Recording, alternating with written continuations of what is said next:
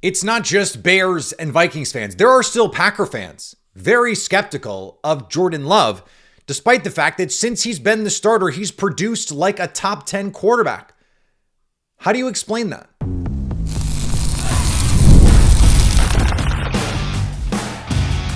You are Locked On Packers, your daily Green Bay Packers podcast. Part of the Locked On Podcast Network, your team every day. You are Locked On Packers, part of the Locked On Podcast Network, your team every day. I'm Peter Bukowski, and I cover the Packers for The Leap, a newsletter I would love for you to subscribe to. Follow me on Twitter, Peter_Bukowski. Follow the podcast on Twitter, Locked On Packers. Like us on Facebook. Subscribe to the podcast, iTunes, Spotify, Google Podcasts, wherever you find podcasts, you will find Locked On Packers, the #1 Packers podcast on the internet. And the show for fans who know what happened, they want to know why and how. Thanks to everyone who makes Locked On Packers their first listen every day. We hope you like starting your day with us as much as we like starting our day with you. Today's episode brought to you by our friends at Gametime. Download the Gametime app, create an account, and use code LOCKEDONNFL for $20 off your first ticket purchase. Oh, the Jordan Love skeptics. What is it? What is it? I understand to a point some of the vibes, especially for Packer fans specifically, that go, look, he throws too many interceptions. You're used to Aaron Rodgers. I get it. We've talked about how if Jordan Love had come after Brett Favre, I don't think any Packer fan would be going, that throws too many interceptions, because we saw Brett Favre. Okay. And I understand the recency bias criticism of big game Jordan Love, despite the fact that in 2023, his first year as a starter with all rookie and second year players, won a slew of big games, played extremely well down the stretch, was the best quarterback in the league basically down the stretch when the Packers needed him to be, when the defense was terrible, when the run game was non-existent. They needed to score 30 points to win, and they did. Jordan Love. I looked at the numbers, and I've talked about some of the numbers last year, the DYARs and the DVOAs and the EPA per plays and all the numbers, and they won't satisfy you.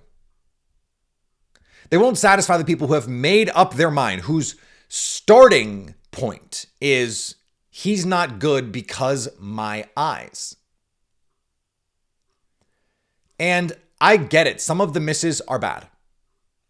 And every once in a while, he will throw an interception. That is bad. And our brains, our lizard brains, are wired so that the most recent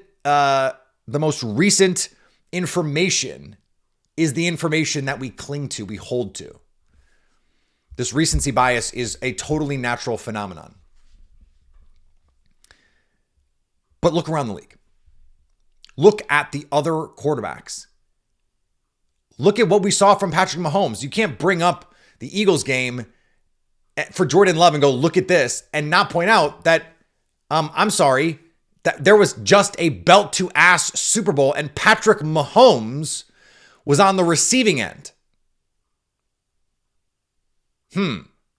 Interesting. In fact, I went back and looked.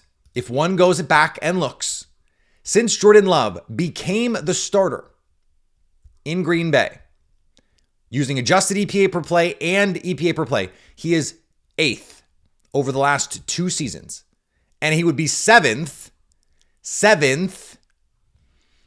if we only counted guys who had played both seasons. Really would be 6th because Dak missed enough of last season that it almost shouldn't be counted. So among guys who played most of the last 2 seasons, he is 6th in EPA per play.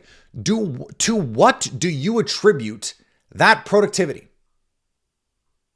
Tell me, why has he and the passing offense specifically been so productive? So let's take the guys ahead of him. Okay? It's Brock Purdy, Josh Allen, Lamar Jackson, Jared Goff, Jaden Daniels, Tua Tagovailoa, and Dak Prescott. Well, Brock Purdy, we know what that is. Scheme Lord, Kyle Shanahan, elite running back when he's on the field. He was last year, when he had one of the greatest EPA per play seasons ever. Brandon Ayuk, George Kittle, Deebo Samuel. Juwan Jennings, let's add that to the list. He's really, really good. He has the Avengers. We know the context carries him. He's a good quarterback. But the context is the reason he is number one in EPA per play. Josh Allen, just taken as fact, he's one of the best three quarterbacks in the league. It's Mahomes, it's Allen, it's Jackson. Okay, you want to add Burrow in there, the top four. You'll notice I did not say the name Joe Burrow. That is because Jordan Love, over the last 2 seasons, his passing offense has been more productive than Joe Burrow's with Jamar Chase and T. Higgins. I mentioned Lamar Jackson was the MVP last year, could have been the MVP this year. A sui generis quarterback. Jared Goff is on here. Scheme Lord, elite skill talent. Amon-Ra St. Brown is an elite receiver. Yes, he's a slot merchant, but you can feed him volume. The Packers don't have a player who can say that. Sam Laporta was an all-pro last year, and they have the best offensive line in the league. They have 2 very good running backs. It is an elite situation. Jaden Daniels, virtuoso rookie season, we'll see. A lot of that is like, we didn't know what to expect. He was awesome. He's awesome. Tua, we know what that is. Scheme Lord, Mike McDaniel. Tua, Tyreek. Dak Prescott, he's really good. And he has CeeDee Lamb. You can't say the things that we just said about those quarterbacks with Jared Goff, with Dak Prescott, with Tua, with Brock. We can't say those same things about Jordan Love. He has a scheme lord coach. Absolutely. I have been out front on the Matt LaFleur is a top 5, definitely top 8 head coach in the league. And that's not just scheme, that's culture, that's all these things. But he is a scheme lord coach. Was he the best? No. Did he have his best season? No. But he is an elite schemer of the football. And this offensive line is very good at pass protection. They're not a very good run blocking group. Josh Jacobs made them look better. I think he was 6th in yards above expectation this last season. You can't explain away the productivity with the context stuff that you can with Tua, with Goff, with Purdy, because the circumstances are not the same. This is I have said, and I continue to believe, the deepest receiver room in the NFL, but it's not the best, and they don't have the high-end talent that on 3rd and 8 can bail you out of any situation. Now, guess what? Either does Josh Allen or Lamar Jackson. They just do it because they're great players. So Jordan Love being here and being ahead of Justin Herbert and CJ Stroud and Joe Burrow and Patrick Mahomes, guys that it's just taken for granted that they are top 10 quarterbacks. Well, if they are top 10 quarterbacks, why has Jordan Love outproduced them, out-efficiencyed them? It can't just be the coach. It can't just be the coach and the offensive line, because Jalen Hurts has the offensive line and the skill talent. And last year had Kellen Moore, who was apparently so impressive that he got the head coaching job in New Orleans. Jordan Love was a more efficient, more productive quarterback last year than Jalen Hurts. So what excuses are there? And you know, like I got in a little bit of a back and forth with Big Sarge from Locked On Texans on our squad show the other day, because he's like, stop making excuses. You're making excuses. I said, there's no excuses to make. I don't have to make the excuses. The numbers are on my side. Your excuse is you look at him and you see something, but the productivity says this other thing. So why am I the one that has to change my opinion when the data supports my view? You're the one trying to confirm priors with underlying information that does not exist except in your brain. So I'm just supposed to take your word for it, your subjective viewpoint of what you watch? It happens all the time when we watch something and our brains are not able to process it in the way that we need to because we just, for whatever reason, it goes against what we believed or it goes against what we want to believe.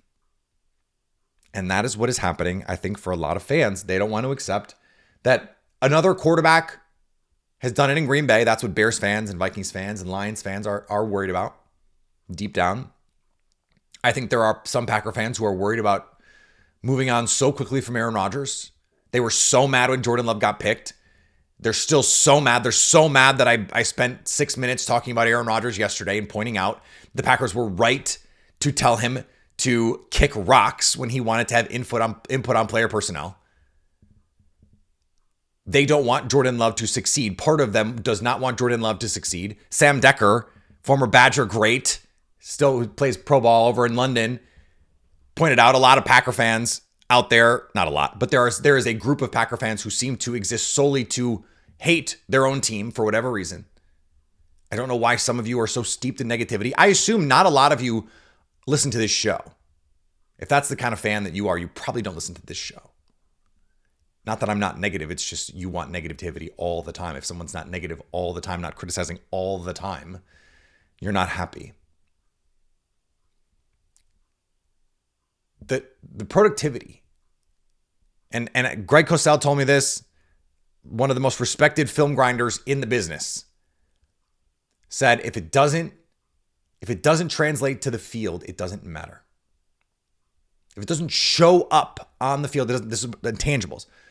If it doesn't show up on the field, it doesn't matter. Well, EPA per play, those kinds of numbers, and by the way, it's all the underlying metrics, QBR, I mentioned yards per attempt, touchdown percentage, all the advanced metrics support Jordan Love as a top 10 quarterback since he came into the league in terms of productivity.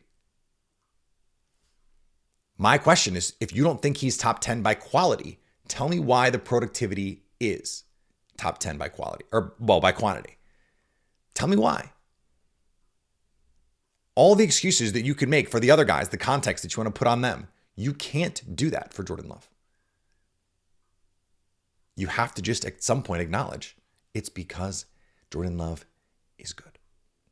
Now, all that being said, the Packers may still want to get a receiver. We talked yesterday. They may just end up passing. Well, let's dig a little more into this. Why might that happen? How could this play out where that would happen? We'll talk about it next on Locked On Packers. Imagine watching your favorite team live, feeling the energy of the crowd and witnessing unforgettable moments. There's nothing like experiencing a big game in person. Some of the memories etched in my brain, the earliest game, the Lambeau game, the Mud Bowl, 96, my first game at Lambeau Field. I'll never forget what it was like to be there. The smell of the tailgate, the taste of the hot chocolate that burned my lips but felt so good because it was miserable, cold, raining. Getting tickets shouldn't make you feel like that. It should feel like the hot chocolate. That's where Gametime comes in, making it easier than ever to grab last-minute seats at unbeatable prices. With Gametime picks, curation makes it easier to find better value for your tickets to sports, concerts, comedy, theater, whatever you want. And the lowest price guarantee means Gametime will credit you 110% of the difference if you find a cheaper seat in the same section and row. Download the Gametime app, create an account, and use code LOCKEDONNFL for $20 off your first purchase. That's LOCKEDONNFL for $20 off. Download Gametime today. Last minute tickets, the lowest price guaranteed. So when we looked at this group of receivers,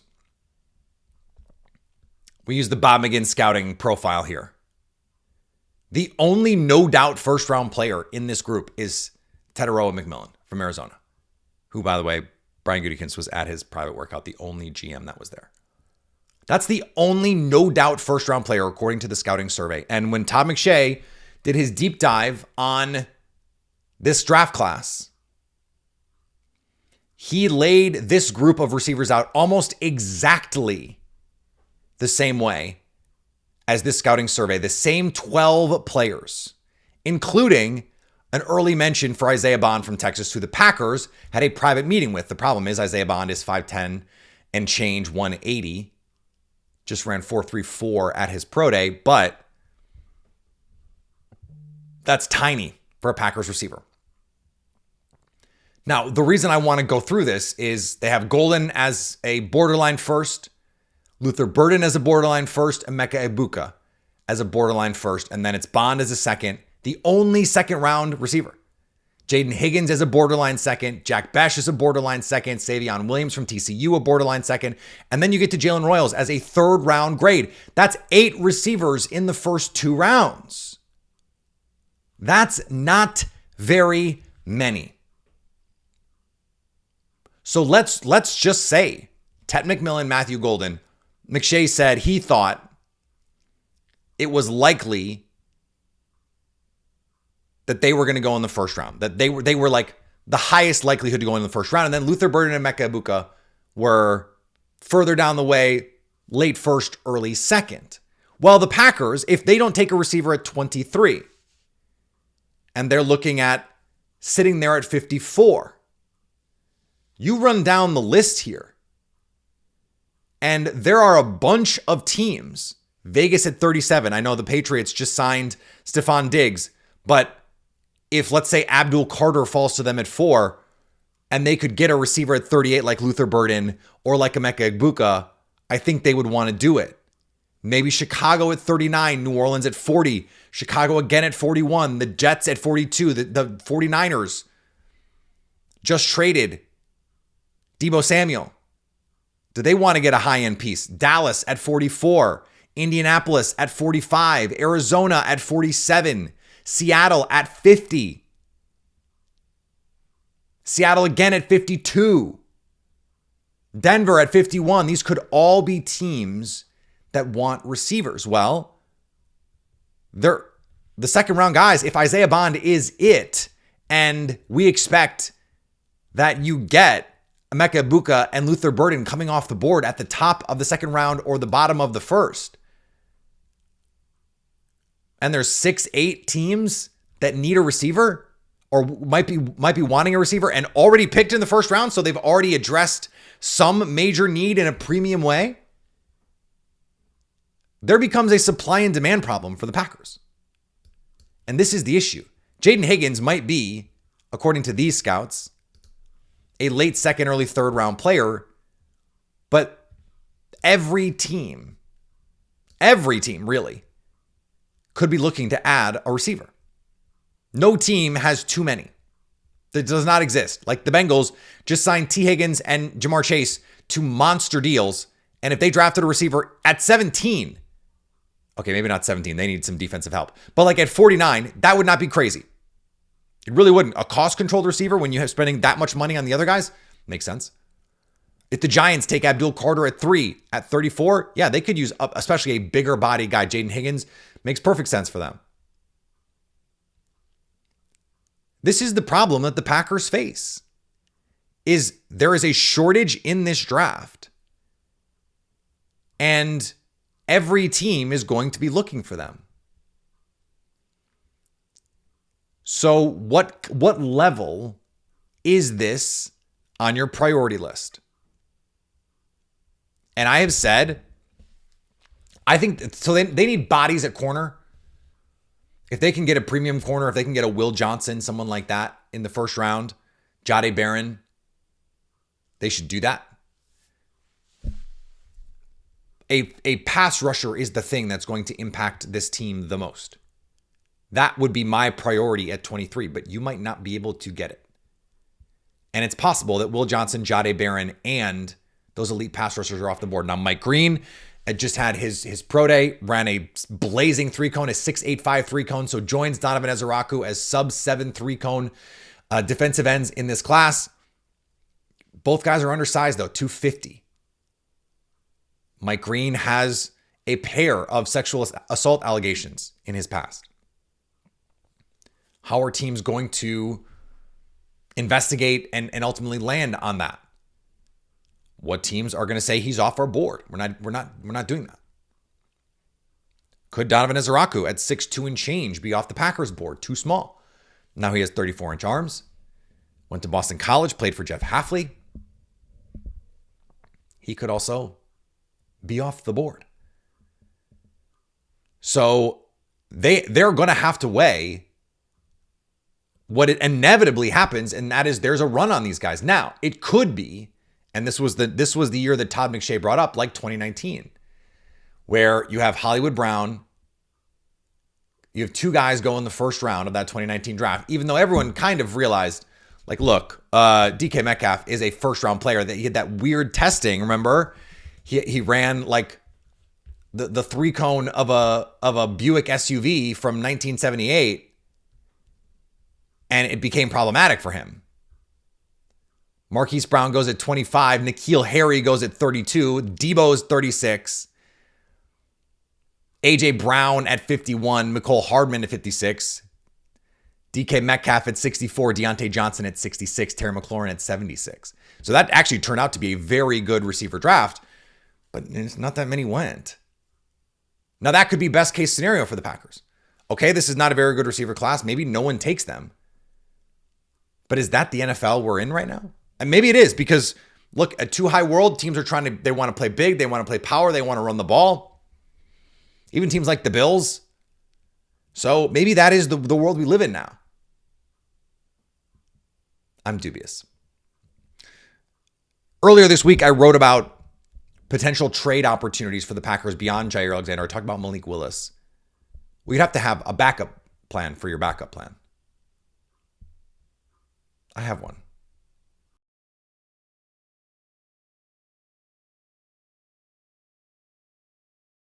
It's March 26th. Like, we're just having fun here, right? We're just going to have a conversation. We're just going to talk. Let's say the Packers want to trade Malik Willis, or a team calls on Malik Willis. Draft weekend. Hey, we'll give you, let's call it a fourth, because for a third, you have to do it. And I'm pretty dubious a team would call and offer a third. Some of the teams that might have gotten desperate, I think have filled some gaps on their roster. But you never know what happens. Let's say we get past the draft, though, and we're in training camp.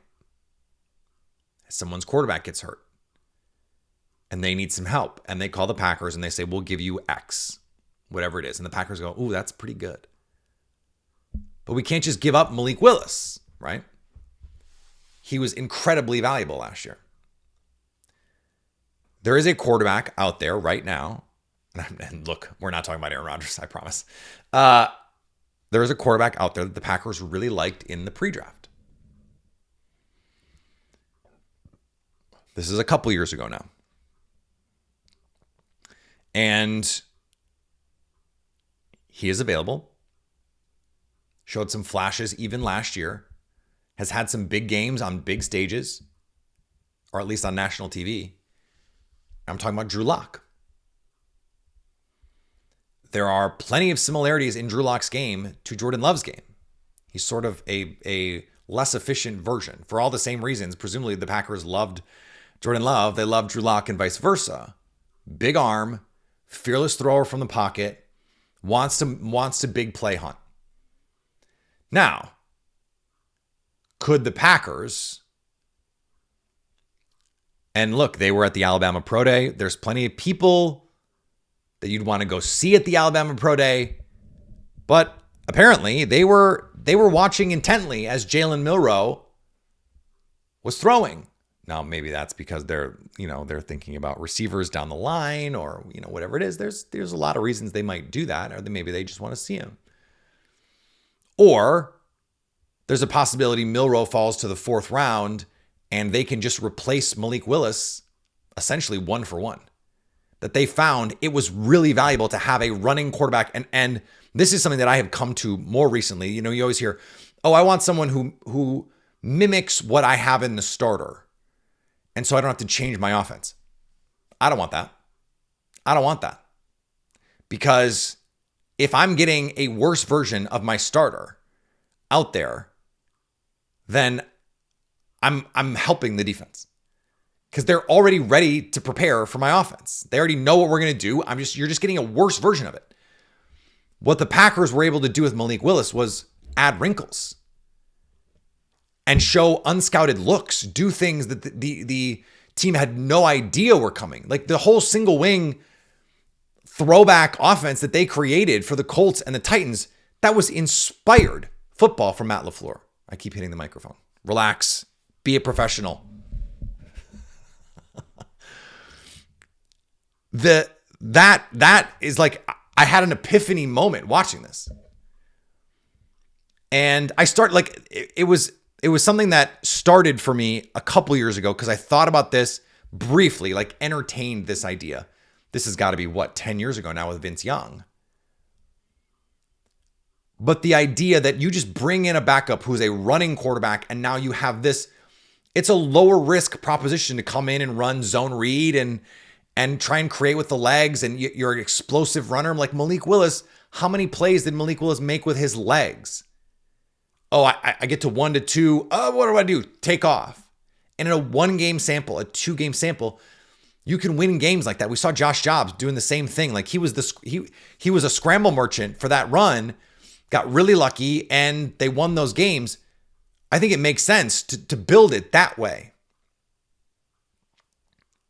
And I wouldn't be surprised if the Packers agree. We're going to have Jason Hirschhorn on later in the week to talk about some of the quarterbacks in this draft that I think the Packers are going to have their eyes on. Jason thinks the Packers are going to have their eyes on. We did this before they drafted Michael Pratt, who's no longer with the team, and that led to Malik Willis, which was a beautiful thing for the Packers. It ended up working out great for them because Michael Pratt would not have, all due respect, would not have led them to 3 wins in the absence of Jordan Love. Just would not have happened.